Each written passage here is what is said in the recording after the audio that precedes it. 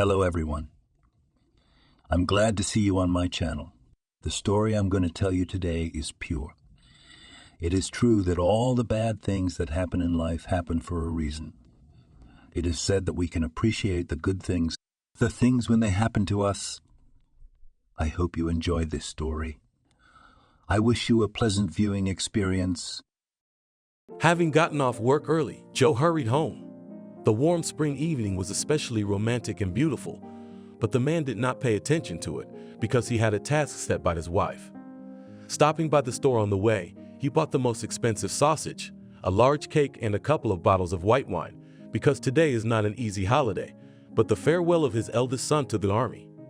Having bought all the necessary things, the man rushes home and meets his friends at the entrance, who have arrived at the beginning of the festive dinner. Having greeted Barry and Lucy, the man hurries them up, as his wife had called an hour ago and warned that the hot stuff was getting cold. Once inside the apartment, the uncle and aunt greeted Tony. During the send-off, the relatives recalled that not so long ago the dad was in diapers, but now he is an adult, a strong and courageous guy who is about to go to the army to do his duty to the motherland.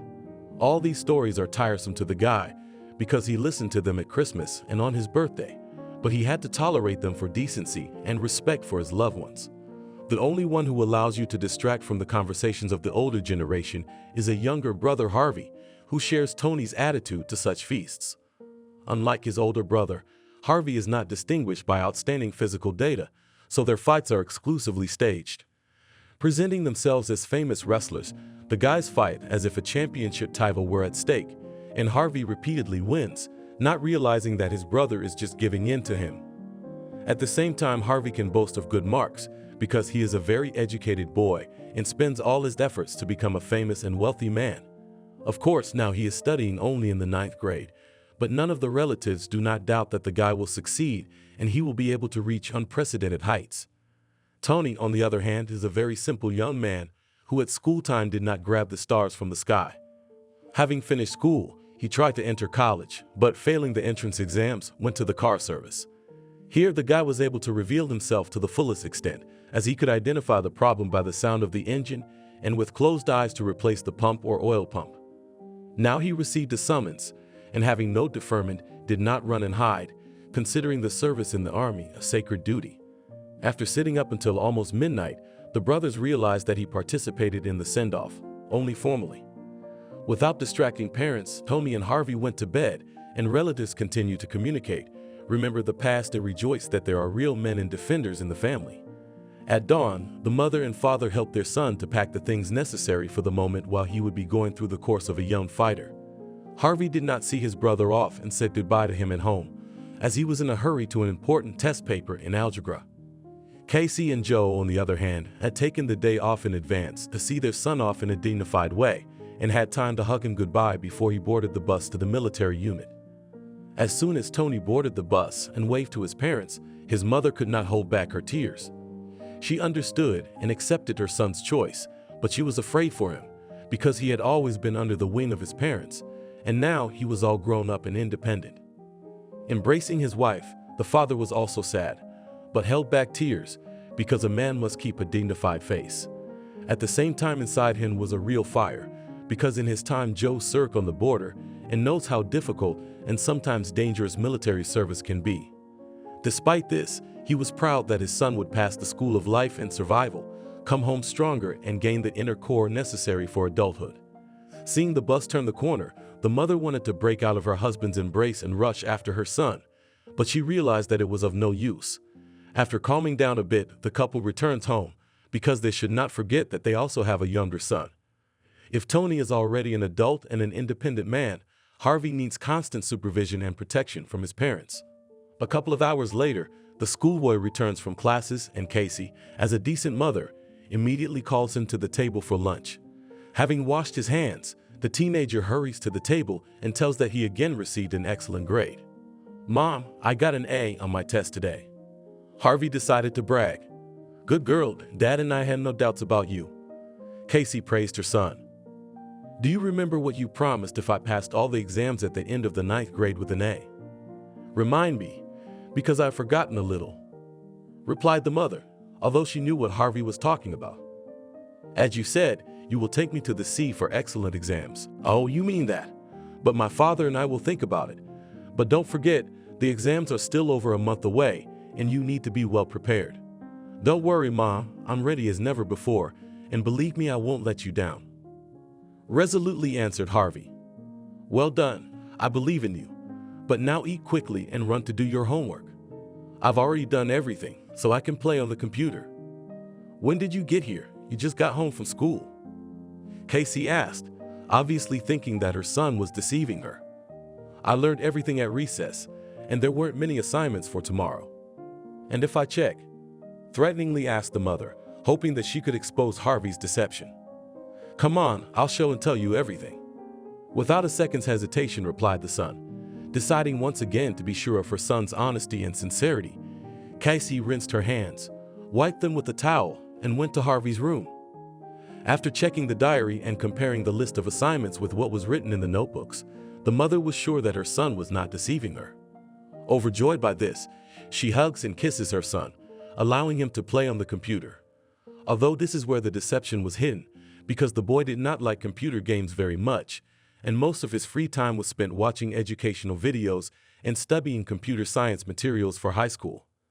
Having a love for technology and an excellent understanding of numbers, Harvey realized that he could realize himself in this direction and, without telling his parents, study computers, their design features, and endless technical possibilities in his free time. The school year was slowly coming to an end. Harvey spent more and more time preparing for exams. Their family lived quite modestly and had never been to the sea, so the schoolboy decided to help his parents save money by refusing tutors. Knowing the value of money and treating it with care, Harvey refused school lunches and said, "All right." The son agreed and went to his room, waiting for his mother to return. In the evening, Casey returned from work and, having learned that her son had successfully passed all the exams, congratulated him on the end of the school year. Having borrowed a computer from Harvey, the parents began to choose a resort. They didn't have much money, so expensive resorts and five-star hotels were rejected at once. Having analyzed all the options, the parents found a rather modest but beautiful house on the beach. After reading reviews, they were convinced that this is a great option for a quiet family vacation, and having booked the hotel, paid the first night of accommodation. The next morning, life in the apartment was buzzing because Harvey had been packing his suitcases since 6 in the morning, going through his things and putting all the essentials.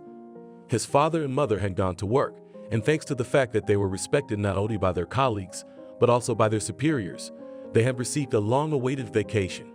Now nothing prevented their trip to the sea. Therefore, everyone began to prepare for an exciting trip, which promised a sea of positive emotions and impressions. Having collected all the things, they decided to leave at night so that by lunchtime they could settle in and enjoy the first day of the vacation to the full.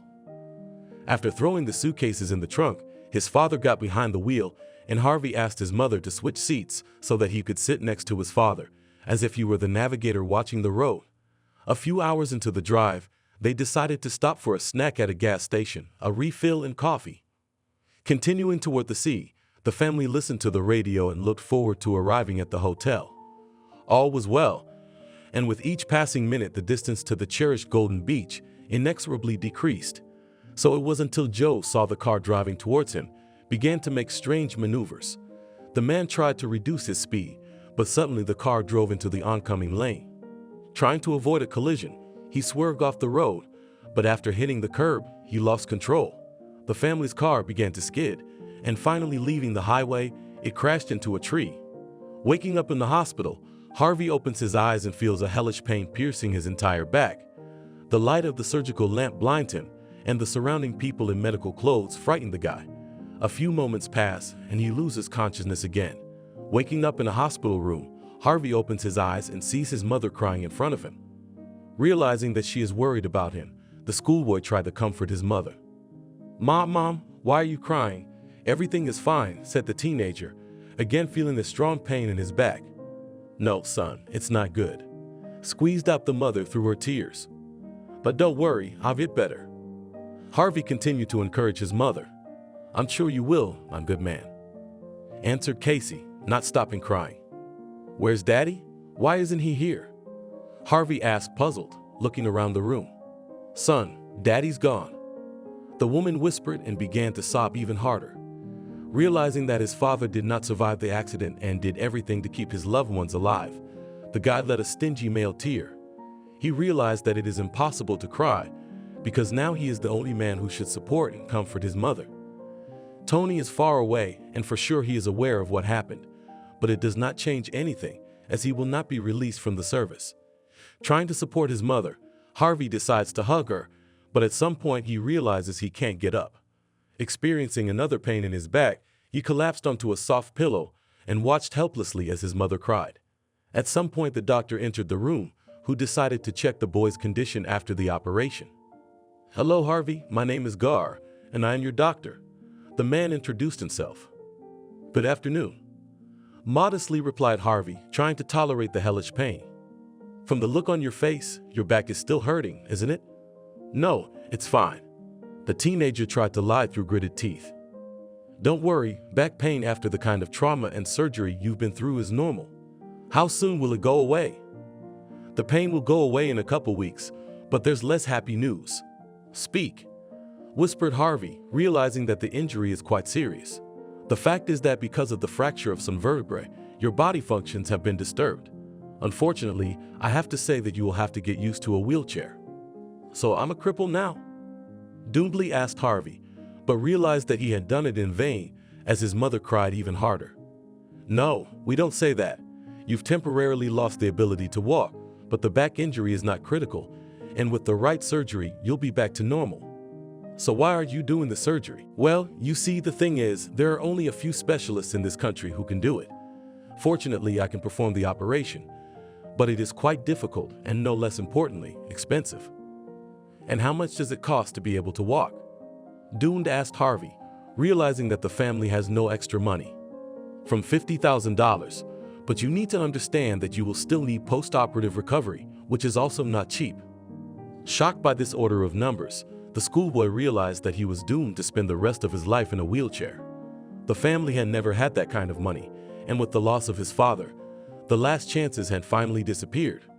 The mother tried to put together in her head various mathematical combinations and options, but she realized that it would not be possible to collect the necessary amount, and no one would approve her a loan.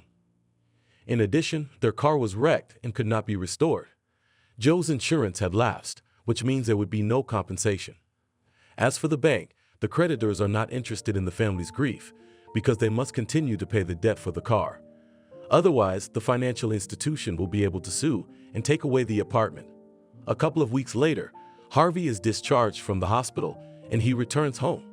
The boy realizes that he is helpless since without his mother he can neither sit in a chair nor help around the house. In turn, Casey went through all the options and realized that the only chance to pay off the loan is to sell the apartment. Since buying an apartment a little more modest will not work, she decided to look for a private house in the village near the city. The family was lucky because soon their ad was responded to by a man who offered a very good sum. It turned out that he was moving to the city and wanted to buy an apartment and could offer his house, thanks to which it is possible to make an exchange with additional payment. Having received money from the buyer, Casey closes the loan for the apartment and realizes that there is almost no money left. Having packed their things, Casey and Harvey leave for the village.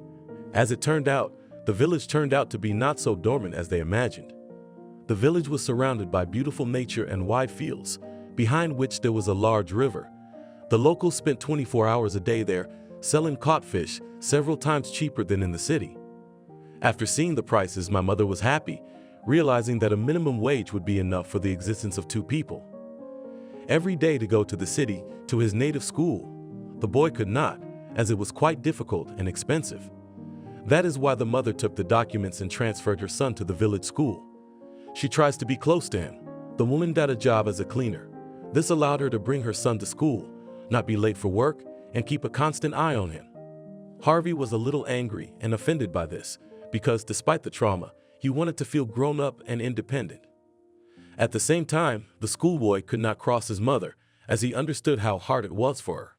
A couple of days before September 1 were quite boring and monotonous. Harvey sat at the computer from morning till evening, communicated with friends from the old school, and watched informative videos. His mother spent all this time trying to transform the house a little to make it more cozy and attractive. The shabby walls needed repair, but she had no money to buy wallpaper and other building materials. Making a small rearrangement, Casey hid the visible flaws, and indoor plants and successful textiles gave the interior a special tenderness, favorable and cozy atmosphere. Harvey did not want to go to the first call because he was afraid that the school children would laugh at him. His mother understood that her son needed to be calmed and supported so that he could take it easier and not think about bad things in the evening. After returning from work, she tried to cheer Harvey up with a cake. During the tea party, the boy was in a bad mood and sincerely hoped that he could persuade his mother to take away the documents from school. Maybe I'll be homeschooled. Why do I need these teachers? The son started the conversation. Harvey, do not make up. You need a certificate to enter the university, reminded Casey. Well, maybe there's some kind of homeschooling. You got a job at the school. You can talk to the principal about me being home and submitting my homework to the teachers online. You need to study normally, socialize with your peers. What to talk to them about, for sure. Everyone will only make fun of me, the schoolboy said sadly. Why you think so? Because I'm disabled. Harvey replied, even more doomed. Don't you dare say that. Yes, you have temporary difficulties, but we will definitely find the money and put you on your feet. His mother said firmly, even though she realized that it was impossible for the time being. It doesn't change the fact that I'm in a wheelchair. They'll laugh, point fingers at me. If that happens, you tell me right away and I'll handle it. You want me to be a laughingstock? You're not only a cripple, you're a mama's boy. Harvey asked indignantly. Okay, I'll stay out of it, but you promise me you'll go to school tomorrow. Okay, I'll do it. Good. My mother summarized and started cooking dinner. Back in his room, Harvey sat staring at the monitor for several hours. At night, he couldn't sleep and thought about the first day of school. Nightmarish thoughts did not leave his head because the guy realized that few of the school children will take his injury correctly. For the majority of them, it is an excuse to humiliate the weak and defenseless, unable to respond with dignity and fight back. Not wanting to be weak, Harvey decided that he would give a dignified response to anyone who tried to make a joke about his injury or his wheelchair. Waking up before the alarm clock, the boy realized that he had no desire to go to school, but he didn't want to upset his mother. Having had breakfast, he agrees to a small trip to the school, where he will have to spend the next 2 years. Finding himself on the doorstep of an old building with dilapidated walls, Harvey had already peeked out and couldn't believe that this was what a school could look like. His mother was in a hurry as she had to meet the headmaster, and after rolling her son's stroller into the classroom, she left him and ran to the supervisor's office. In the meantime, the headmistress entered the classroom, who knew about the boy's problem, and decided that she would support and protect him in every possible way. She was very worried that he would be offended and hoped that her patronage and authority would be enough to stop any attempts to bully a defenseless cripple. A few minutes later, the first classmates begin to appear in the classroom, and you can see from their faces that everyone is feeling different emotions. Seeing Harvey, someone looks at him with sympathy. Others try to get acquainted and make friends with the newcomer. Seeing this attitude, Harvey relaxed a little and even for a moment believed that all his assumptions turned out to be empty. That was only until Chippy, the son of a local farmer, who was not known for his good upbringing and manners, entered the classroom. "Oh, who's that sitting here?" said the bully, pointing a finger at Harvey. "Meet Harvey, children. This is Harvey, and he will study with you," Lily announced loudly to the whole class. "Shouldn't they study separately or stay at home?" Chippy declared. "No, he's a regular student like any of you," replied the teacher, raising her voice slightly. "Will he be with us during the cross-country run in gym class too? Do we have to roll him or what?" The schoolboy continued his snide remarks. "We'll see who's faster," Harvey replied scathingly. So everyone calmed down and sat down at their desks. The class teacher tried to stop the argument. "Well, you're fine. You're already sitting down," Kolka whispered to Chippy in the direction of the boy in the wheelchair. The first lesson was a real stress for Harvey because a few hours ago he was afraid of this very thing, and 10 minutes before the start of class he believed in a miracle. But alas, it did not happen. From that moment on, the guy realized that every day of his life would be like hell, and the changes would be filled with bullying and teasing. He was not mistaken, because after every lesson Chippy came up to him, provoked him to a conflict and openly mocked the guy, pointing his finger at him. However, After the lessons happened something that Harvey did not expect. As soon as the school children were on the street, Chippy approached Archie and decided to talk to him in a manly way. "Look, I'm not going to warn you twice, or you'll stop bullying him, or you'll need a chair yourself." A guy who's into martial arts gave the bully a stern warning. "Are you too stupid or too brave?" Boldly replied Chippy, who had been boxing since first grade. "Shall we talk or shall we check?" said Archie, taking off his backpack and getting into a fighting stance. Not a minute later, the students clashed in a fight to determine who was the stronger of the two. Despite his experience in martial arts, Archie was weaker than Chippy with a solid punch. "If you try to say anything to me again, you'll be like your friend and you'll be on your way home," Chippy declared, getting up from the defeated Archie lying exhaustedly on the ground. Got it. Archie gritted his teeth, realizing that he didn't have enough strength to overpower the bully. The other students looked at the helpless Archie and only laughed at him, because in trying to protect the weak, he had shown weakness himself. In trying to protect the boy they were mocking, Archie became a laughingstock, unable to stand up for himself. It didn't matter to the kids whether Chippy boxed, was taller or stronger than him. The main thing was that the bully demonstrated who was the tougher of the two. Harvey, watching from the sidelines, realized that Archie is the only schoolboy who could become a real friend. As soon as the bully and the supportive crowd left, Harvey helped Archie clean up and shake himself off. Not far from the boys, the only one still standing was a modest, pimply-faced tart with big round glasses covering half her face. "Annabelle, what are you doing here?" Archie asked indignantly, suspecting that even she would try to tease him. "I want to be with you," modestly replied the girl who hated bullying the weak and defenseless. She had been teased since first grade because of her looks, so Annabelle knew exactly how guys felt about the situation. Harvey, Archie were outraged, as they didn't want to feel weak, but they couldn't hurt the girl who treated them with sympathy either. "Okay, come with us," said Archie and got behind Harvey to help him get home. "Why don't you tell us about yourself?" Annabelle turned to the guy in the wheelchair. "What are you interested in?" Harvey answered reluctantly. "How did you get here? Who are your parents? What are your hobbies?" "I, for example, love English, and in my spare time I study German," said the girl. "And I don't like lessons. I love martial arts and hunting," declared Archie, who studied much worse than the girl. "But I like computers and everything connected with them. There is an older brother, but he is now in the army." "And parents?" Interested, asked Annabelle. "There is no father. He passed away during a car accident," with a lump in his throat replied Harvey. "You were together, I take it?" Archie asked, glancing at the wheelchair. "Yes, we were." Harvey struggled to get the words out and began to cry like a little baby.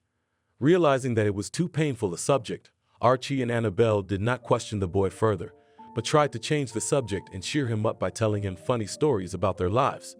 Gradually, the days changed into weeks, and Harvey adapted to studying at the village school.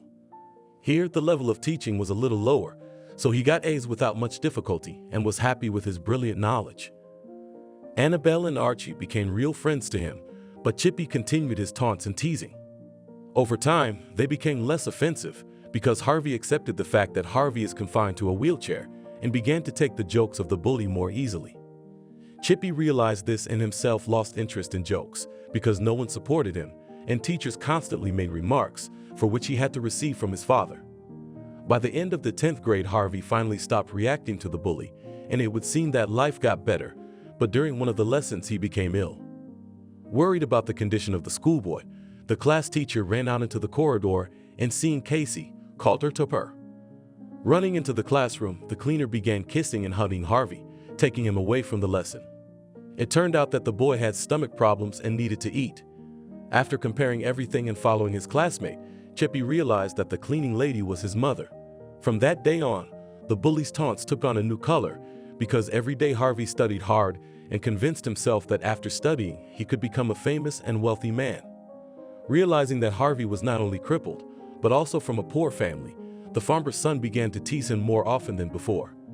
The other children also learned that Harvey's mother was a simple janitor at school and joined Chippy in starting to bully their classmate. "Look who his mother is," the bully declared with a sneer. "Yeah, and this person hopes to become rich." The other students supported him. Yes, I do, so what? Harvey tried to parry, but realized that it would not stop the teenagers. I am a farmer's son, and I can afford anything I point my finger at, but what will you achieve? Come down from heaven to earth, because your destiny, at best, is a passage to the subway, where you can collect money for dinner in the form of a bun and a bottle of kefir. Chippy continued. We'll see about that. Squeezed out a guy in a wheelchair, trying to hold back tears. Yes, we'll see when in 10 years everyone will come to the reunion in cars, and you're in the same wheelchair that you are now. The bully didn't stop bullying, trying to humiliate and insult Harvey. Time passed and the school kids continued to succumb to Chippy's authority, mocking the wheelchair-bound classmate more and more. Realizing that the schoolboy cannot stand up for himself, and he will not complain to his mother, the children began to mock not only him, but also the cleaning lady, demonstratively littering in the hallway classroom. From that day on, every day of school life was like hell, and Harvey looked forward to the end of the 11th grade. School time was drawing to a close and the children began to prepare for their exams. The farmer's son continued to pester Harvey, showing him not only physical but also material superiority. Returning home after another day of school, the boy felt depressed because he was in such need of protection and support, which was not available due to the premature departure of his father. Archie and Annabelle supported the guy in every possible way, tried to cheer him up and distract him from his problems, but they did it rather weakly. Harvey needed a real man's support, someone to stand up for him and put the bully in his place. Archie tried a few more times to subdue Chippy, but the bully's physical superiority was taking its toll. Coming home from school, Harvey noticed a man's shoes and realized that someone had come to visit his mother. Once in the kitchen, he saw his mother crying and throwing herself on the strong shoulders of the maturing Tony. Seeing his older brother back from the army, Harvey himself could not hold back tears because he sincerely missed Tony. He wasn't there when he needed him, but now his brother was back and would be able to rub his nose in the schoolboys who had been bullying him and his mother for years. At the same time, Harvey didn't want to tell Tony his problems because he thought it would show his weakness and helplessness. "You're finally back," said Harvey and stretched out his arms to his brother to hug him. "Hey, little brother," replied Tony and threw himself into Harvey's arms. "We missed you so much. You have no idea. You should know how much I've missed you. The last few days I've been counting the hours and minutes, hoping to see you soon," Tony declared, letting out a stingy male tear. "We're all together at last," joyfully said the mother and hugged her sons, realizing that they are not only her hope, but also support and confidence in the future. All evening the family did not leave the confines of the kitchen, talking and having fun as if nothing had happened. Late in the evening, Harvey apologized and went to his bedroom, as he had to prepare for another test paper and go to bed early. As soon as the teen left the kitchen, Casey's rhetoric changed, as did her facial expression. Left alone with her eldest son, she clung to his strong shoulders and began to cry again. Emotions overwhelmed the woman, for she still couldn't come to terms with the loss of her husband, and the last few years had been unbearably difficult. "How good it is that you are finally home," whispered the mother, leaning against Tony. "But do not cry, because everything is fine. I'm here. Now with money will be easier." The son tried to calm Casey, putting his arm around her shoulder. "That's true, but I'm so tired of the constant bullying at school. It's not just me getting spurred on, but Harvey getting bullied. Who's so brave over there? You know how kids are and how cruel they can be." At first, one of the students made fun of Harvey for being in a wheelchair, but the others stood up for him and things got better. But when they found out that his mother was a janitor, that's when it started happening. Casey told me and kept crying. "Okay, stop crying. I'll come to school tomorrow and I'll figure it out." "Don't, it's only a month away and it'll all be over." "No, people like that need to be put in their place in time, or they'll keep thinking they can get away with it." Realizing that it was too late, Tony sent his mother to bed and himself washed the dishes and cleaned up. It was not difficult for him, because in the army he was taught to cleanliness and order. Having finished cleaning, the guy opened the window and found a slightly crumpled pack of cigarettes in his jacket. He decided to smoke. His head was full of thoughts, because Tony had to take care of his mother, his younger brother, replace his father, and become the head of the family. Tomorrow would allow to punish the offenders, but it was much more important to do it correctly and delicately. Physical force won't solve anything, but crushing the offenders morally is the bare minimum necessary. After pondering at the window for another 10 minutes, Tony tossed the cigarette butt and ashtray, turned off the light, and went to bed. In the morning, Casey and Harvey hurried to school, hoping that another difficult day would pass as quickly as possible. Tony was going to school too, who decided to visit his younger brother's offenders. Learning about it, Harvey tried to dissuade him, as he did not want to create a conflict situation and finally spoil relations with his classmates. In addition, the guy did not want to be considered weak or a coward, covered by his older brother. Tony respected the position of the schoolboy, but he could not ignore the situation, because children offend not only his own brother, but also his mother. During recess after the first lesson, a broad-shouldered, almost 2-meter tall soldier in a military uniform walked into the classroom. When Chippy saw the man walk up to Harvey and greet him, the bully pantsed with fear and realized he was going to be beaten. The boy squealed like a frightened girl and started calling for his class teacher, and Tony was getting closer and closer with every step. Putting a heavy, masculine hand on his shoulder, Harvey's older brother looked into Chippy's eyes so that he could feel the anger boiling inside him. Tony didn't want to stoop to hitting a minor and warned Chippy that if anyone at school hurt Harvey or their mother, he would come back and ask him. His brother was sure that the younger boy would rub Chippy's nose in it, but now was not the best time, and he would make up for it in the future. From that moment, Chippy was quieter than water and lower than grass, afraid that Tony would return and would no longer be as kind as when he met him. The school year was stealthily drawing to its close, and Harvey began active preparation for his examinations. Realizing that the financial support of the family is entirely on his shoulders, Tony and his fellow soldier decided to open a small machine shop. Handy soldiers who repaired combat vehicles and tanks were not afraid of mud and had no doubt that they could cope with cars without much effort. The guys did not miscalculate, as everything went according to plan, and their small business quickly gained satisfied customers who recommended the service to their friends and acquaintances. Despite all the worries and nerves, Harvey gradually passes exam after exam, pleasing his brother and mother with his achievements. By the time Harvey passed all the exams and finished school with a gold medal, Tony had already managed to earn a little money and put aside money for his brother so that he would not be afraid and choose any university and profession. His mother hoped that Harvey would apply to the law academy or become a financier, but the graduate decided otherwise. Experiencing a special attraction to computers and everything related to computers, the guy wanted to become a programmer. This job did not require physical strength, and it suited Harvey, confined to a chair. Besides, programming could be done from the comfort of your own home, and the money paid was pretty decent. Tony was busy with the car service, so his mother went to town with the applicant. When Harvey submitted documents to the university, the admissions committee was shocked to see the average score of the guy and his traction with computers. The professors assured Harvey that he would be enrolled. Moreover, they were willing to step into the guy's situation and offer him homeschooling, as it would be difficult for a person in a wheelchair to commute to the city to study. Hearing this, Casey cried, because she did not think that such good, kind people still existed. On the way home, Harvey comforted his mother for a long time, rejoicing at the successful enrollment.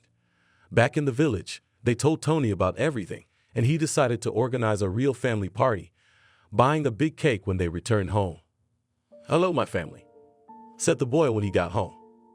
"Hi, we are in the kitchen. Wash your hands and run to the table," replied the mother, who had already put the kettle on and arranged the plates. "I'll be there in 5 minutes," shouted back Tony, and like an obedient child, went to fulfill his mother's request. A couple of minutes later, everyone was sitting at the kitchen table and reminiscing about Harvey's childhood. Tony remembered his brother being drawn to technology from his childhood, as he could take apart the TV and not break it, and a little later played with his computer more often than he did himself. His mother also remembered these moments and was genuinely happy that her sons were grown up and independent men. She was even happier that they were still just as friendly, and cried when she realized that their father couldn't see it all. The boys tried to reassure their mother, for they know their dad is watching them from above and are doing their best to make him proud. The whole next year, Harvey studied diligently, justifying the hopes and trust of teachers. Many did not expect that the guy would be so capable, because in the field of computer science, he was ahead of not only students, but also teachers, which of course, they were embarrassed to declare to the first-year student. Realizing that studying does not take up as much time as originally thought, Harvey starts to work part-time, creating the simplest computer programs. As it turned out, this occupation is quite interesting and, most importantly, and profitable. Meanwhile, the older brother also did not sit idly by. Successfully developing his small business, he and his companion were able to open another workshop in a neighboring village.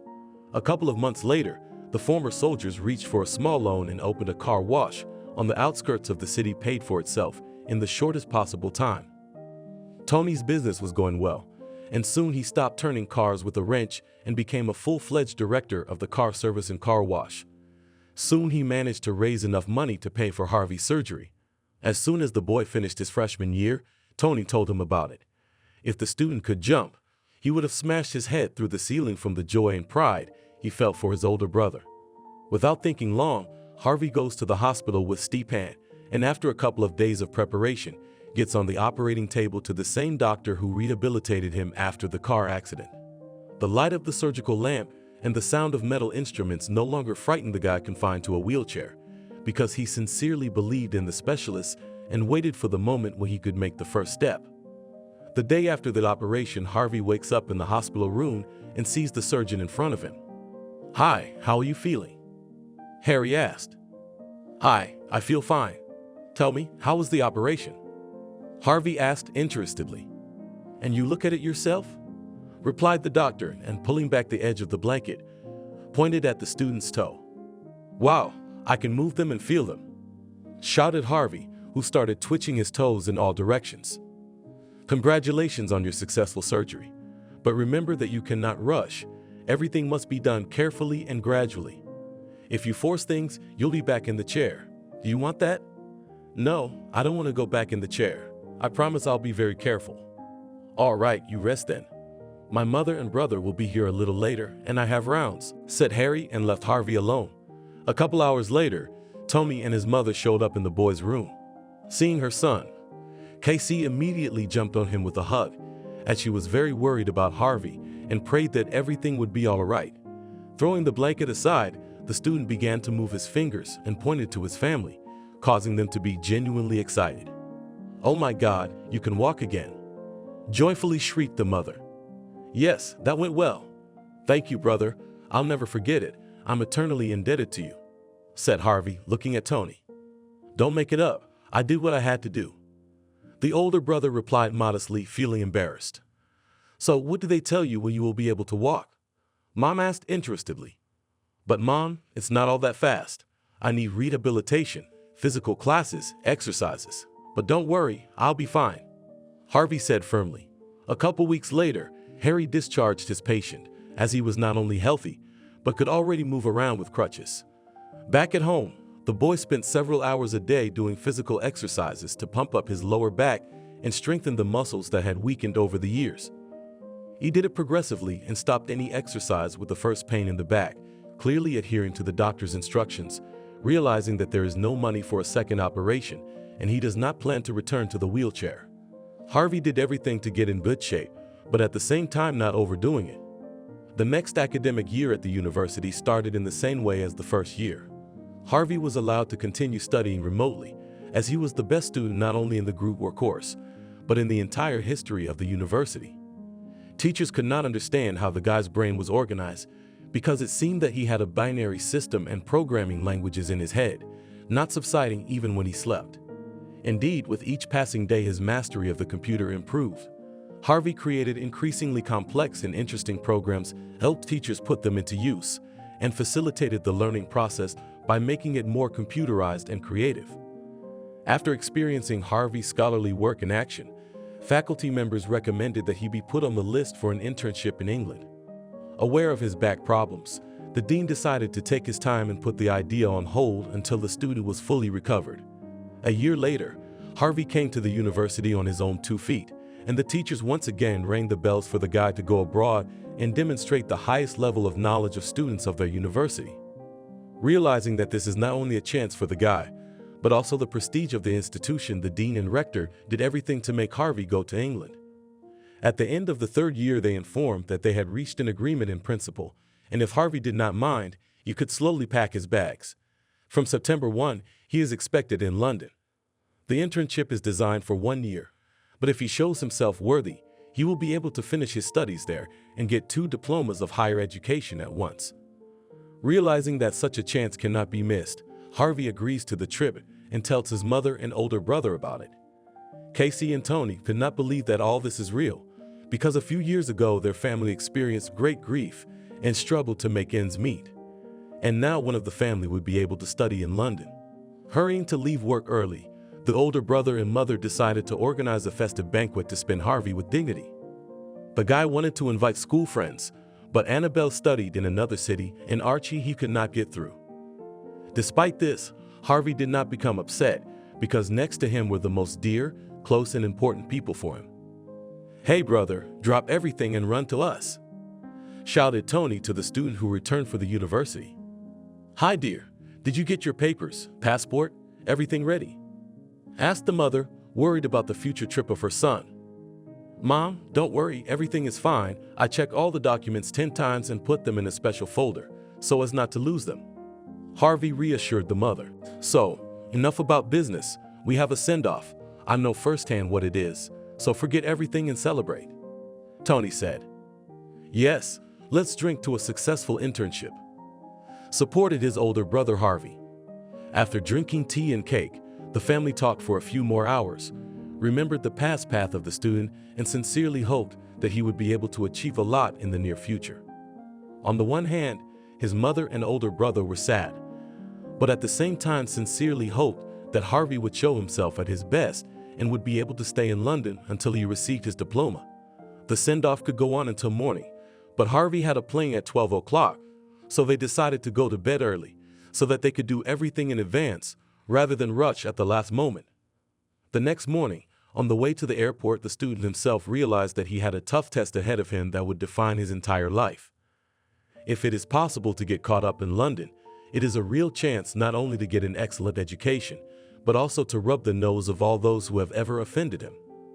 At the same time, he was no longer thinking about how to show his superiority over others. His concern was how to become financially independent, making his brother's mother proud. Realizing how responsible this step was, he was visibly nervous, twitching his leg and snapping his fingers, but he tried not to focus on it, realizing that nerves wouldn't change anything and obviously wouldn't help on the way to achieving his goals.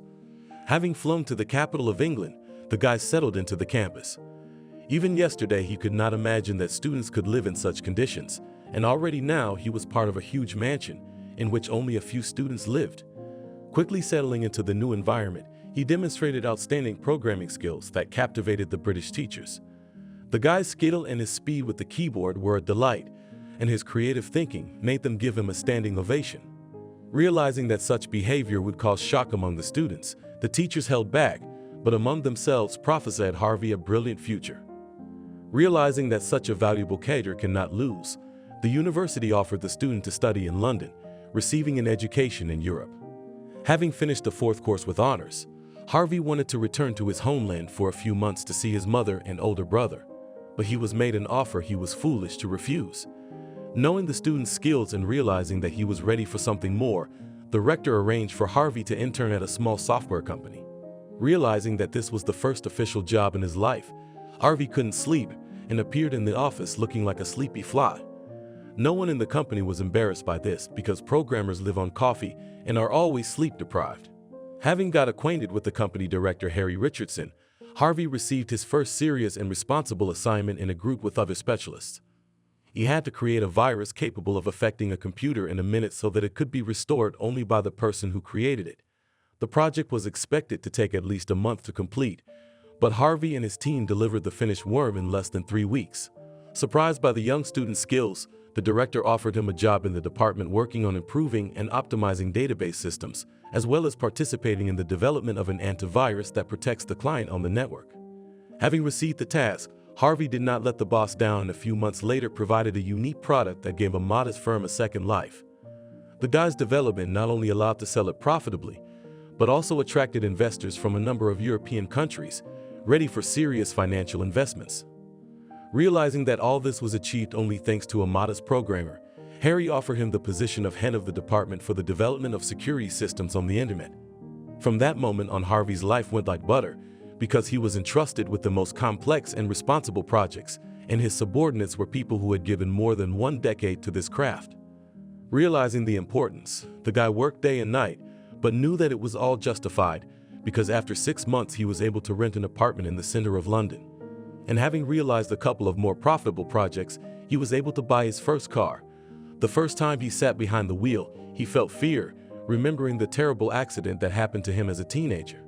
Realizing that he had to fight it somehow, the guy signed up with a psychologist and underwent a rehabilitation course, which allowed him to get behind the wheel again and without fear to break away from traffic lights, competing with other motorists. Another year or so passed, and Harvey successfully completed his university studies, which allowed him to fully concentrate on work.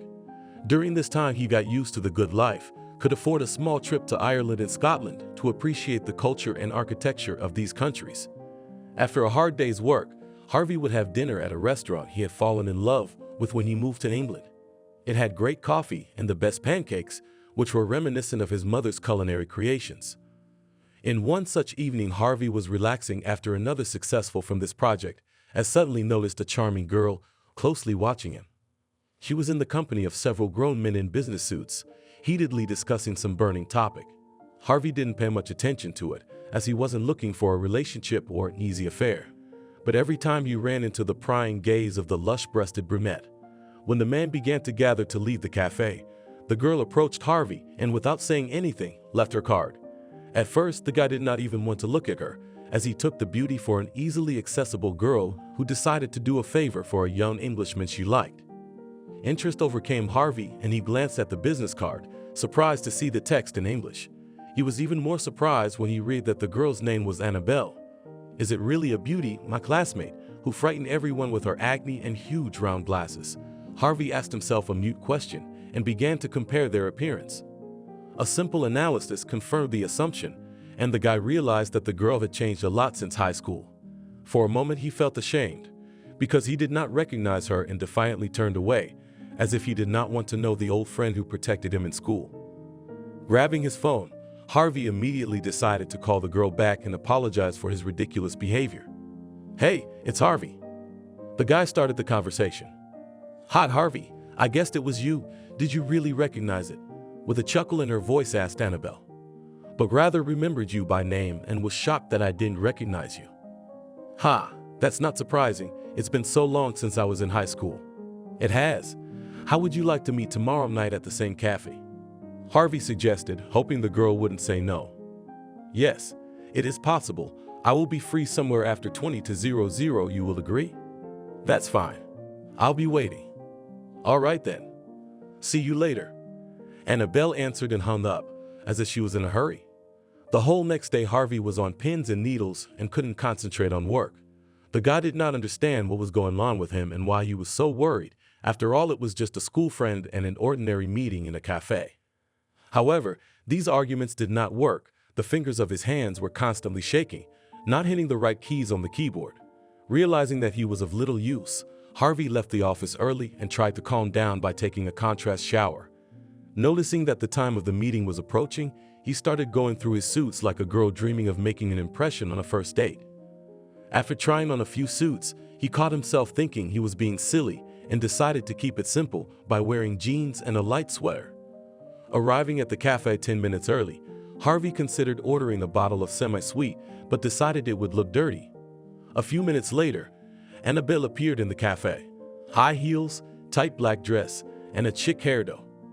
Seeing all this, Harvey almost collapsed from his chair, as he had never seen such charming girls. With every step she took, his heart was beating harder, his hands were shaking, so much so that he had to grasp the table with them to hide his inner turmoil. Harvey's breath caught, and he couldn't get a sound out of himself. "Hi, I hope I'm not late." Annabelle asked kindly and sat down across from her classmate. "No, you're fine." With difficulty, Harvey squeezed out of himself, drinking a glass of water. "Are you nervous or just not in the mood?" The girl said, "I'm just in shock." Harvey couldn't help himself. "What's wrong?" "You are so beautiful. I have no words to find a compliment worthy of describing your beauty. When you walked into the cafe, I forgot how to breathe, and with me all the other customers who noticed your appearance." "Stop it, you're embarrassing me." Blushing, Annabelle replied, "I'm speaking from the heart, so take it as a compliment." Well, why don't you tell me how you ended up here? What do you do? Nothing interesting. I graduated from the local university. I work for an IT company as a programmer, creating software and antiviruses, running a small department. Wow, I didn't doubt you, but I'm still pleasantly surprised. Annabelle said excitedly. How are you doing here? Who were those men with you yesterday? Well, the bald one is my boss, and the other one is his business partner who wants to open more offices in England. Cool. What do you do for a job like that, attending such important meetings? I'm a translator. I'm not surprised. You've always had a knack for languages. Harvey made a good point. So have you with computers? Parried Annabelle. Ha, that's true. Agreed the guy and offered a drink. Celebrating the meeting of classmates and old friends during dinner, Harvey thanked the girl more than once for being kind to him during his school years. At the same time, he was incredibly curious about the girl's external changes. Not shy to talk about her transformation, Annabelle admitted that she wears lenses, enrolled in fitness, and banally matured, turning from an ugly duckling into something new and, as she hopes, more attractive. As for the school time, she was kind to Harvey not only because of pity or sympathy, but also because she had feelings for him. Then the girl realized that the ugly classmate is unlikely to attract him, and the chance to like her has not and will not be. Now Annabelle has turned into a bright and confident person, has become more charming and feminine. For several hours the couple chatted merrily, reminiscing about their school days and discussing classmates. They were joyful, like children who received New Year's gifts, but time was inexorably passing, and the evening flowed smoothly into the night. She realized that it was already too late. Annabelle asked her to call a cab to the hotel. She wouldn't mind meeting Harvey again and chatting, but she didn't know when she would be in England again. The business trip has come to an end, and the girl needs to return to her homeland, as there is a lot of work waiting for her and her mother, who worries about every trip as if it were the first time. 2 weeks had passed since the meeting, and Harvey still couldn't stop thinking about Annabelle, constantly twitching his phone and checking it for missed calls. Deciding to distract himself a little, the guy left to the first floor of the office to make coffee and grab a couple donuts. When he returned, he saw a missed call from Annabelle and began mentally berating himself for leaving at the worst possible time. Quickly dialing the girl, he learned that she would be in London again as early as tomorrow and hoped to meet up. The next evening the couple meets again in a cafe, and their second meeting goes even better and more interesting than the first. In the course of communication, Harvey admits that he likes the girl very much, but not only because of her appearance, but also because of her magical character and wonderful sense of humor. He felt sympathy long ago, but was also afraid to confess his feelings because he was confined to a wheelchair and realized that such happiness classmate is hardly needed. Realizing that their sympathy is mutual, the couple merges in a tender kiss. Harvey and Annabelle realize that they have been waiting for this moment for years, and now it has finally arrived. What was the chance that two classmates would meet in a cafe in the middle of London? Probably a minimal chance, but fate brought them together and gave them the opportunity to be near each other. After paying the bill, Harvey called a cab and invited Annabelle to his place. The girl did not refuse, because she realized that she cannot live without a guy and is ready for anything to be near him. Classmates spend the night together and a couple more days walking around London, enjoying the gloomy but romantic weather. Annabelle's business trip is coming to an end, and this is the only thing that overshadows the last days spent together.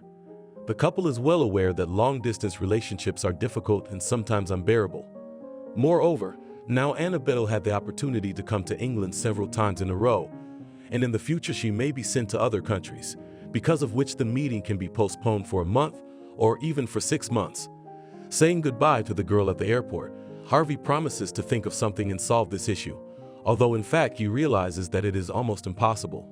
Returning to the usual way of life, the guy tries to concentrate on work and not to let Harry down, but realizes that he must find a way to reunite with his beloved. They were distinguished by years and thousands of kilometers after school, and he does not want this story to repeat itself again. Soon fate smiled on Harvey and gave him a chance, not to take advantage of which he simply had no right. From Washington received an invitation to a similar position with no less luxurious salary. Moreover, here the guy could get full freedom of action, which allowed him not only to develop in-house software, but also to create unique products that could be sold to foreign companies and organizations. Not thinking long, Harvey agreed to the proposal and returned to his homeland, as he missed his brother and mother and could also start a serious relationship with Annabelle. Upon arrival in the U.S., Harvey immediately called the girl to please her first and proposed to meet in the evening in a cafe to celebrate the event. Having agreed on a date, he ordered a cab and headed to a real estate agency to pick up a decent home for his mother and repay her for all the effort and time she invested in its development. After sending a car to pick her up, he waited for his mother to arrive and gave her a gift she could never have imagined. The woman cried with happiness and kissed her son, not believing that what was happening to her was real. She didn't care so much about the apartment. She was just happy that her son was able to realize himself and achieved everything he dreamed of. He had a special gift for Tony too, so Harvey, leaving his mother to settle into the new apartment, went to his brother's house. Knowing that in recent years he had moved his business to Washington and lived in the suburbs, the younger brother headed to Tony's house. The door was opened by Leslie, his brother's spouse, with little Rocky in her arms. The kid was less than a year old, but he was already welcoming Harvey, waving his hands and smiling sincerely. As it turned out, Tony was at work and for the last week practically lived at the car service center, as there were some problems there, which he did not share with his wife. Arriving at the car service center, Harvey finds his brother and questions him about what happened. He realizes from Tony's sad and devastated face that he's clearly in trouble and is willing to do anything to help him, no matter the situation. "Oh, brother, things have happened here that I don't know where to start," Tony said, confused. "Start with the main thing and tell me what exactly is bothering you, and then we will understand the reasons and decide how to settle everything." Harvey tried to support his brother. "Do you remember Billy, my former co-worker, with whom we started a business together?" "Yeah, did something happen to him?" "Yeah, it better. He screwed me not only out of business, but he screwed me out of a lot of money. I opened this service station in my name and it's mine, but I have to sell it because I have to pay for all the loans we took out to expand the business. Why do you have to pay for everything he stole from you? Where's the justice in that?" "Because I'm stupid, inattentive." "Can you elaborate a little more on that?" Concerned asked Harvey to tell a little more so that he would know how to help solve the problem of the situation. I completely forgot that you've been away the last few years and haven't been following how my business has been progressing. Billy and I opened a couple auto repair shops and a car wash. Gradually the business continued to expand, but we wanted more spheres of influence, so we took out a loan for a couple of private parking lots and tire services. At first things were good and worked out quite well. We were able to become supervisors and give up working with our hands completely. A little later we were able to find a great lawyer and financier solving all the difficulties and optimizing our profits. After gaining enough freedom, I met Leslie and decided to pursue my personal life. We were soon married and found out she was pregnant. While we were expecting our firstborn, I completely forgot about work, showing up at the service a couple times a month. Billy covered for me and told me that everything was fine, that he could handle it, but in fact he was already preparing everything to squeeze out the business we'd been building for years. As it turned out, the financier was a schoolmate of his, and Katie turned out to be his mistress. Controlling all our paperwork, she drew up a contract so that I voluntarily gave up the business in favor of Billy and agreed to pay all the debts, because I owed him. But that's not true at all. It's a good thing I had time to open that service. I thought I'd give it to my son, but now I don't know what to do. Even if I sell it, it'll only cover 20% of the loan. If I sell the apartment, I don't want to live on the street with a small child." Tony poured his heart out. "Yeah, that's quite a story. Don't worry, bro. I'll help in any way I can. Wait a few days, and I'm sure everything will get better," replied the younger brother, even though he realized it wasn't that easy. Harvey spent the next few days to find good lawyers who analyzed all the contracts and documentation from A to Z. It turned out that Billy's mistress was no slouch and had framed the case in such a way that Tony had only two ways: pay the debt or go to jail. Realizing that it was useless to look for Billy, Harvey went to the bank, to which his brother owed a substantial sum of money, and closed the loan, spending part of his savings, set aside during the work in England. At the same time, Harvey successfully completes the creation and testing of a new generation of antivirus, realizing that it will not be appreciated in the capital company. The guy sold the finished product in New York and received a reward that covered all his expenses for the last time. Trying not only to help his brother with his problems, but also to thank him for his help and treatment, Harvey buys for Tony his wife and son a new apartment on the same floor with his mother. The whole family gathers for a housewarming party, and Harvey invites Annabelle over to introduce her to her brother and mom. "Hey everybody, we're here," shouted from the threshold of the guy, helping his beloved to take off his coat. "Come through to the kitchen, we are waiting for you," replied Tony, helping his wife and mom before preparing the last salad and sandwiches. "Hello, my name is Annabelle," shyly said the girl, entering the kitchen. "Hi, I'm Tony, Harvey's older brother, and this is my wife Leslie and my son Rocky." "Hello, Annabelle. My name's Casey. I'm Harvey's mom." "Oh, I remember you. You were the janitor at our school." "Yeah, I was. I just don't recognize you." "Maybe you just don't remember me. I'm Harvey's classmate." Annabelle, the little girl with the big glasses and the pigtails. Surprised, the mother asked, remembering what the girl was like in high school. "Yes, that's me." Annabelle replied, embarrassed. "God, you look so much better. I didn't recognize you. Tony, what do you do? How did you meet?" "Oh, who would have said it was real? I wouldn't have believed it," said Harvey, who also came into the kitchen. "I agree. Such coincidences don't happen very often," Annabelle said. "We met in a cafe in London. I also did not recognize her, just saw that some beauty was watching me and leaving the cafe, left a business card. After reading the name, I remembered my girlfriend and classmate, but I couldn't believe it was her either. Then Annabelle came back on a business trip, and that's how it started." Harvey gave me a quick rundown. "What do you do, Annabelle?" Casey asked.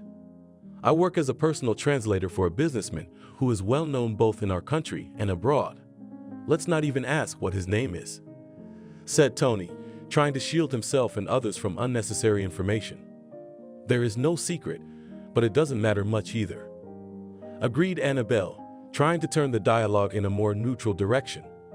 Time passed. Harvey and Annabelle continued to meet, successfully realizing themselves at work. They did not want to burden themselves with the bonds of marriage, as they were focused on their careers. It was enough for them that they were together and could trust each other. Continuing to confirm his status as a keyboard and mouse genius, Harvey earned a secure old age not only for himself, but also for his mom.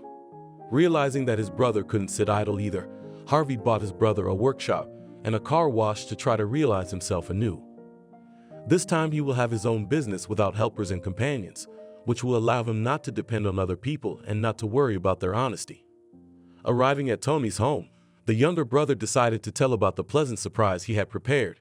Meeting on the threshold of the apartment Leslie and little Rocky running around the rooms, Harvey told his brother's wife about everything, and she rushed in with hugs.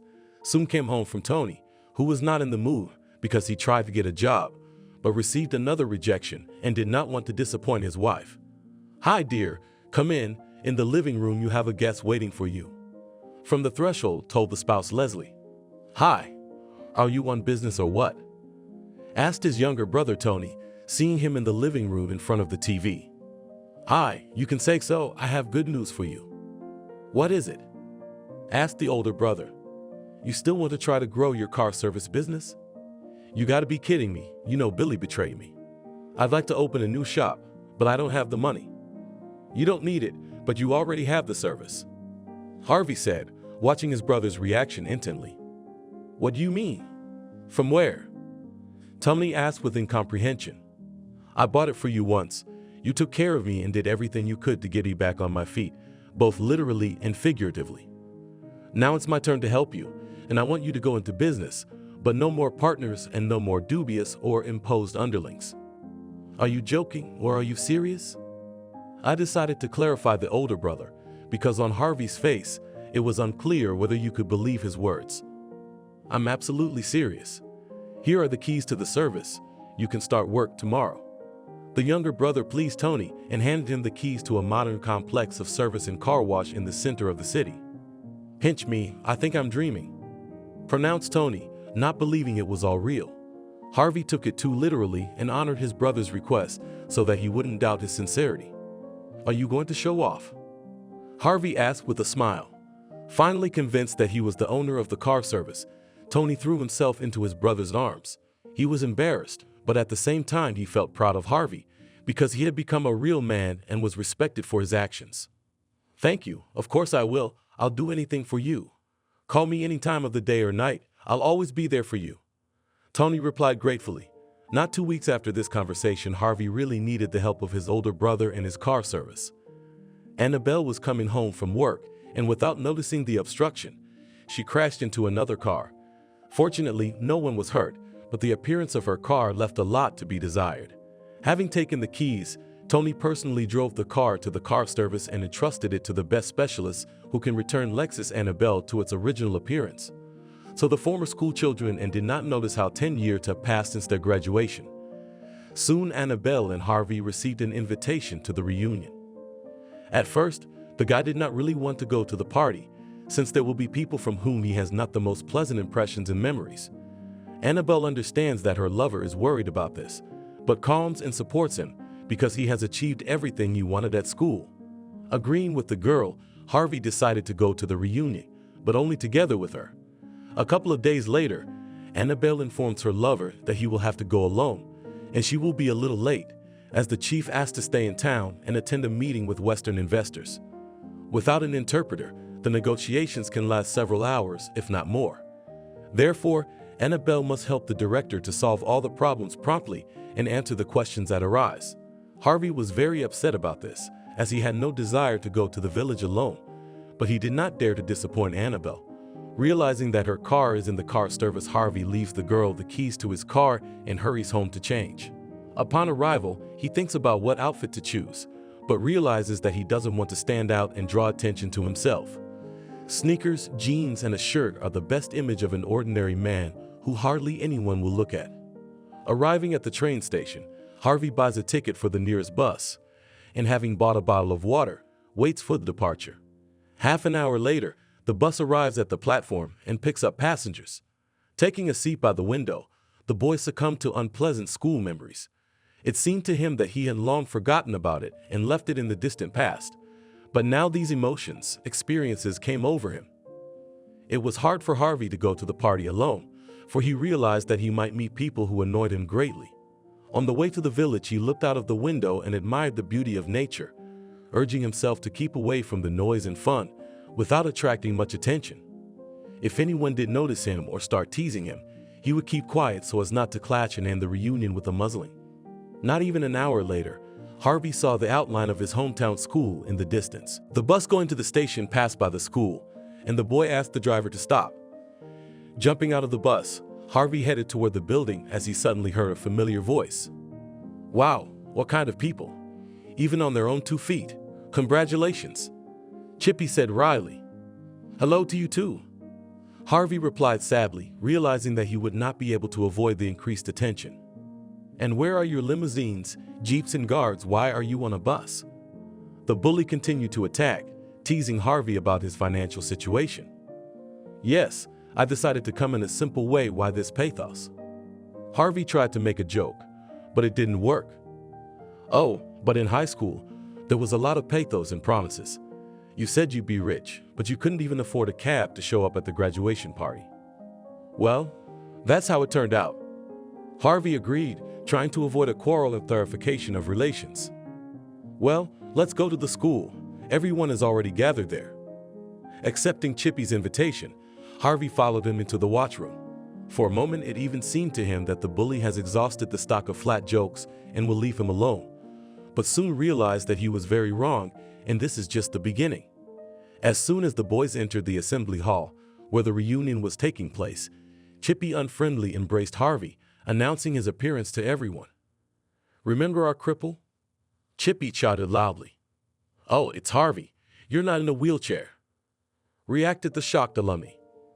"Can you imagine? Where did you get the money for the operation, or did you steal it?" The bully continued to sarcasm. "My brother helped me," Harvey answered discreetly. "But I had no doubt you'd get nowhere. I remember how at every recess you shouted and proved to everyone that you could achieve something, that you would become famous and wealthy. Where are your riches?" Chippy asked, looking around intently. "Is money the most important thing?" shyly asked Harvey, trying to divert attention from himself. "Look out the window. Do you see a Nissan X-Trail parked there?" "I see it, so what?" "It means that even a baddest loser like me could accomplish something and come to the reunion in my own car. while you barely scrape together the money for a ticket to come on a pathetic and crumbling bus. But even so, what's the problem? Is money really all that matters? Huh? You all talk like that when you have nothing to brag about. I told you that the son of a cleaning lady will never make it in the world and will always be a beggar in poverty. I remember, you argued, you snapped, you almost got into a fight. And now what? Where are you and me? Chippy kept pushing for conflict. So be it. Harvey agreed, not wanting to hear the insults directed at him. He could have easily rubbed the guy's nose in it, but he didn't want to get into a conflict because he thought it was a waste of time and nerves. Taking a glass, Harvey stepped away and lost himself among the crowd so that Chippy would finally fall behind and forget about his presence at the reunion. Soon enough, that's what happened. The bully drank a little and began to joke and dance, completely forgetting about Harvey and his material status. Sometime later, the class teacher of the guys told him that she had prepared a special surprise for them. As it turned out, she had made a presentation with school photos, which she wanted to show to the students so that everyone would remember what they were like 10 years ago. In one of the pictures, Chippy recognized the scraggly Annabelle and looked around and realized she hadn't arrived. Oh, so that's our modest girl who was friends with the cripple. I remember she also promised that she would be rich and could rub our noses in it. And what's one beggar who came by bus, and the other one didn't dare to show up at the reunion at all? Chippy began to shout, addressing the crowd. At this point, Harvey wanted to respond sharply, or better yet, pounce on the guy with fists, despite the fact that he was taller and stronger. Harvey left his glass and started to approach Chippy, when suddenly everyone stared out the window, as if they saw something incredible there. Making his way through the crowd of graduates, Harvey also looked out the window and saw a Mercedes S-Class parked nearby. Everyone was eagerly waiting to see who would get out of the car, and only the programmer knew what to expect. A moment later, the door opened and some girl got out of the car. She was in an exquisite evening dress, and the amount of precious jewelry was blinding even at a distance of 20 meters. Once in the auditorium, the girl greeted everyone present and then approached Harvey, hugged him tightly, and kissed him on the cheek. All present were in shock and did not understand what was going on, until the class teacher did not recognize in this model Annabelle, the same modest pimple-faced girl with large glasses. Chippy, though shocked by what had happened, decided to continue his bullying. "Hey, Annabelle, is that really you?" "Hey, Chippy, yeah, it's me." "Suddenly, you look beautiful. Must have cost a lot to make you a pretty girl, considering how you used to be." "Yeah, not cheap." Annabelle confirmed, not afraid of looking stupid. "How did you make that money? You must have such a cool car. You work day and night, but more often than night." Chippy asked wryly. Harvey wanted to attack him with fists, and Annabelle, noticing this, stopped her lover. "No, I work as a translator, and the car you see outside the window belongs to Harvey. He just gave it to me because I wrecked my Lexus, which Harvey gave me for my birthday, and now it's at Tony's car service." That's how our two monsters turned into handsome men with pockets full of money. Yeah, that's how it works. Annabelle finally broke all attempts at humor and invited her lover to a slow dance. As the couple danced, Chippy realized he had been wrong, and now he was publicly humiliated. Afraid of ridicule from Harvey and his companion, the bully wanted to quietly escape the party and headed for the exit. A few more steps, and he would have left the assembly hall, but at that moment Archie walked in. Seeing Chippy, the guy started yelling at him and grooming him like a slave, threatening to fire him if something like this happened again. Annabelle and Harvey didn't realize what was going on. The other seniors were also shocked by the spectacle playing out under their noses. Seeing his old friends nearby, Archie took his eyes off Chippy and headed toward them. "Hello, my dear, how are you?" Archie began to ask, his face changing dramatically. "Hi, yeah, I'm fine. How are you?" "What was that just now?" Harvey asked in surprise. "Yes, Archie, explain what kind of show we had to watch and why he obeys you so obediently, as if you bought the rights to it." Annabelle supported the boy. "Don't you know anything?" Archie asked in surprise. "If we did, we wouldn't ask, so tell me." Well, it's a long story. Let's have a drink or a dance, shall we?" Archie tried to get out of it. "We will, but first we'll wait for the story. As you remember, our Chippy is a rich son of a local farmer who lived like a dumpling in butter. But time passes, and in life happens different things, and sometimes not the most pleasant things. So his father decided to expand his plot of land, but there lived an elderly couple who refused to sell the house. At first, he just offered them money, raising the rate each time. But when he realized that this could hit his budget hard, and the old people still did not give in to persuasion, he decided to act more drastically. The farmer hired local unemployed people to intimidate the old people, and they did their job. The grandfather was not a bad guy and, grabbing an old gun, chased away the hooligans, realizing where the legs grow from. The next morning, the grandfather and grandmother went to the police and wrote a report. Meanwhile, Chippy's father decided to act without intermediaries and at night tried to set fire to the elderly couple's house. He did not know that he was already being followed and got caught. As a result, he is now in a place not so remote, and all the property was given to the head of the village council to distribute among the needy. That's the story, Harvey said with slight surprise.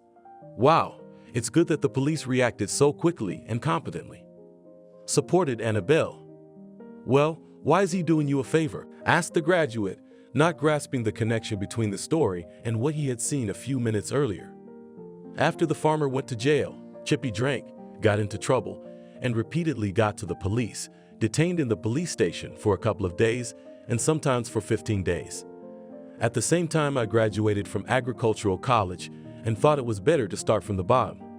When I returned to my home village, I made an agreement with the head of the village and got a small plot of land. Having established an organic farm on it, I slowly began to develop. Soon the first customers appeared, and then they were replaced by city bars and restaurants that bet on the naturalness and safety of products. From that point on, my farm began to expand, and things started to pick up. I saw Chippy bent over the village, drinking, debauchery, so I took pity on him and invited him to work for me. Who knew he'd be trouble? First, he worked on the farm, but it turned out that physical labor is not up to him because he is not accustomed to it. Then he tried it as a guard, but he only read magazines and slept at his post. In the end, he was in all the positions for a year and could not prove himself. Eventually, I offered him a driving position and told him it was his last chance. Wouldn't believe it, but he picked up on it and started to appreciate the job, even became polite. But that's all before today. What happened today? You see the black Nissan X-Trail outside the window. This jackass took it to go to the car wash and didn't come back for me, driving to the alumni reunion. He said it was his car. Harvey made a remark. Please, he doesn't even have his own suit.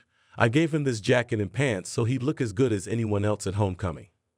Annabelle, Harvey, and Archie laughed for a long time, reminiscing about their school days and sharing their impressions of the reunion. Realizing that the bully got what he deserved, they didn't feel sorry for him because he had hurt them enough in his time. Harvey could forget and forgive the insult to him, but the fact that Chippy had insulted his mother and half an hour ago had spoken unflatteringly about Annabelle, it made him angry. All right, well, it's all about me. What about you? Well, after the first year I got on the operating table, and thanks to a good surgeon, I quickly got back on my feet and decided to become a programmer. I realized my dream, and after the third year I ended up in England. Having received an offer from an IT company, I did not refuse and used my chance to the maximum. Shortly before returning home, I met Annabelle, and a couple of dates later we realized that we couldn't live without each other. Harvey told me about his life. What do you do? Archie asked, looking in Annabelle's direction. I study foreign languages, and in my final year I got an offer to work as a translator. After a successful internship, I was offered a more interesting position. And after another year, I became a personal translator for a major businessman. On a business trip, I saw Harvey, and then you get the rest of the story.